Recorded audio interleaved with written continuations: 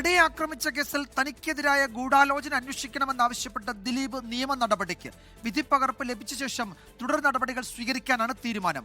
Police ഗൂഢാലോചന നടത്തിയെന്ന വാദം ദിലീപിന്റെ തോന്നലാണ് എന്നായിരുന്നു മുഖ്യമന്ത്രി പിണറായി വിജയന്റെ പ്രതികരണം. അതേസമയം അതിജീവിതയെ പിന്തുണച്ച് നടൻ ആസിഫ് അലി രംഗത്തു. ഈ കേസിലെ ക്രിമിനൽ ഗൂഢാലോചന ഉണ്ട്.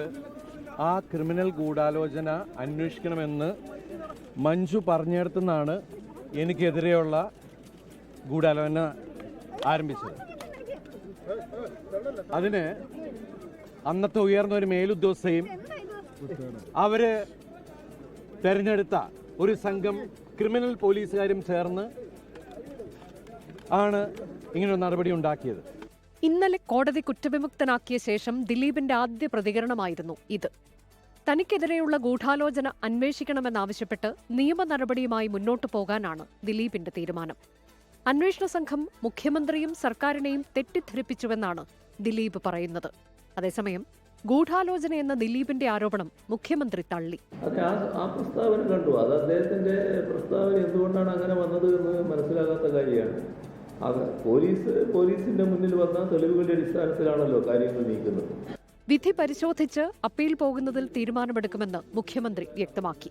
അതേസമയം കേസിൽ പ്രതികരണവുമായി സിനിമാ മേഖലയിൽ നിന്നുള്ള കൂടുതൽ പേർ രംഗത്തെത്തി. ഏത് സമയവും അതിജീവിതയ്ക്കൊപ്പമെന്ന് നടൻ ആസിഫ് അലി. അതിജീവിതയ്ക്ക് നീതി ലഭിക്കണം എന്നുള്ളതാണ്, ആര് ശിക്ഷിക്കപ്പെടണം എന്നുള്ളതിലല്ല. അതിനിപ്പോ എന്ത് പകരം കൊടുത്താലും മതിയാവില്ല, എങ്കിലും അതിന് കൃത്യമായ ഒരു നീതി ലഭിക്കണം എന്ന് മാത്രമേ ഞാൻ ആഗ്രഹിക്കുന്നു. മേൽക്കോടതിയിലേക്ക് പോവുകയാണെങ്കിൽ പുതിയ കാര്യങ്ങൾ കൂടി ഉണ്ടെങ്കിൽ പറയാൻ തയ്യാറെന്ന് ലാൽ. എന്താണെങ്കിലും അവർക്ക് ഏറ്റവും വലിയ ശിക്ഷ കിട്ടണം എന്ന് തന്നെയാണ് ഞാൻ ആഗ്രഹിക്കുന്നത്.